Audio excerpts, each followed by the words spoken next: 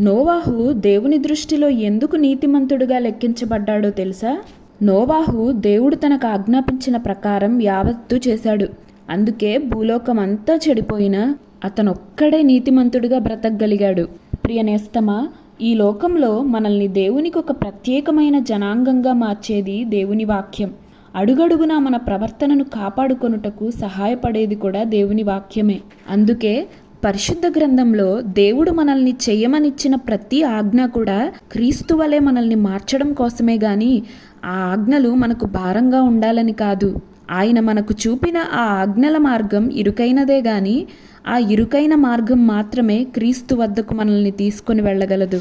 అంతేకాదు, ఆయన ఆజ్ఞలను గైకొనడం, వాక్య ప్రకారం నడుచుకోవడం, ఆయన చెప్పింది, ఆయన కోరుకున్నది తూచా తప్పకుండా చేయడం కోసం మన జీవితంలో మనం ప్రయాసపడడం, ఇవన్నీ కూడా మనం ఆయనను ఎంత ఎక్కువగా ప్రేమిస్తున్నామో ఆయనకు చూపించే గుర్తులు వంటివి. అందుకే దేవుని వాక్యం మనతో సెలవిస్తున్న మాట, మనం ఆయన ఆజ్ఞలను గైకొనుటయే దేవుని ప్రేమించుట. ఆయన ఆజ్ఞలు భారమైనవి కావు.